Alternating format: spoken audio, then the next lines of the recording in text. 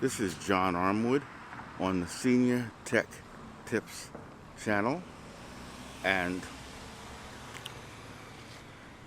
this week I'm talking about the new update to iOS 13 on the iPhone. Now, I use an iPhone 8 Plus, which is about a year and a half old. And as a senior citizen, like most of us, we do not update our phones every year. We kind of think that's a little bit silly.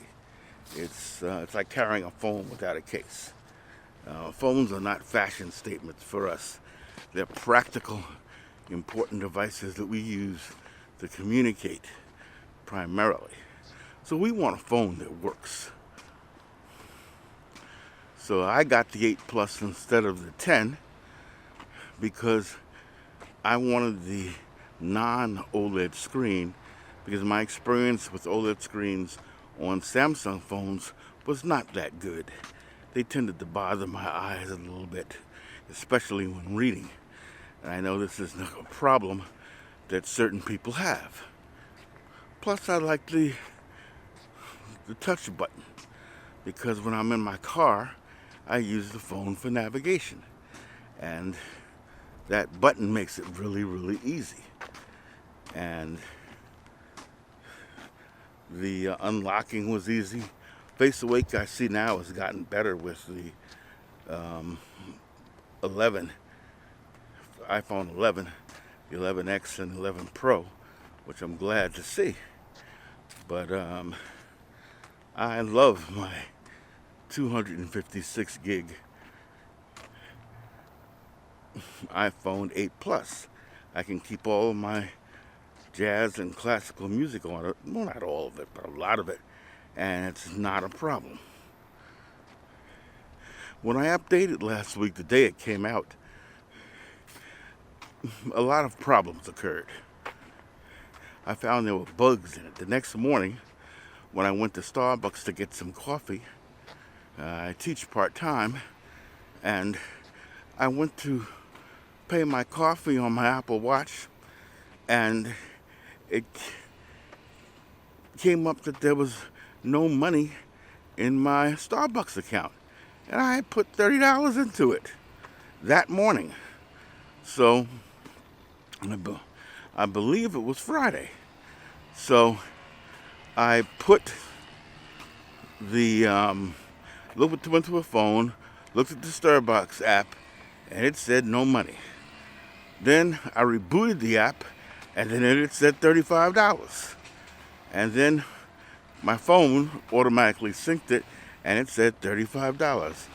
So I said to myself, what in the world is going on? There must be some sync issues. Excuse me, there's some noise in the background. I'm going to pause for a second. So I was able to reboot the app, and it appeared, and I was able to use my watch to pay for my coffee. But when you're online early in the morning in Starbucks, that's not what you want, a buggy phone. Then later on in the day, I was trying to contact one of my students, that I went into the phone app, and the contact button was gone. It wasn't there.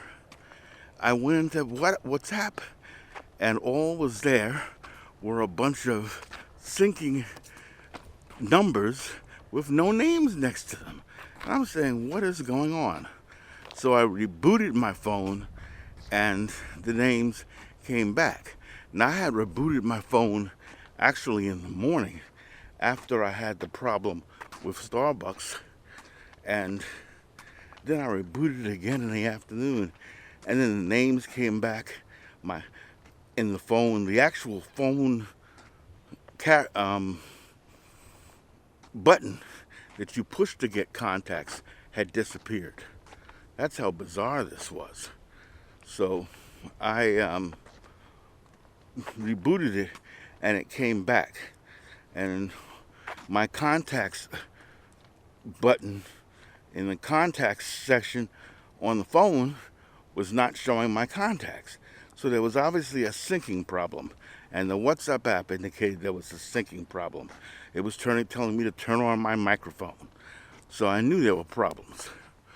So all of this is to say, this is one of the first updates I've had to iOS in a long time that there were problems. And I assume it's because there were major changes. I'm hoping that there are not any more problems like this. Otherwise, I kind of like it. I'm getting used to the changes in the way you clear notifications. I like that they're stacked the way they are. That's good.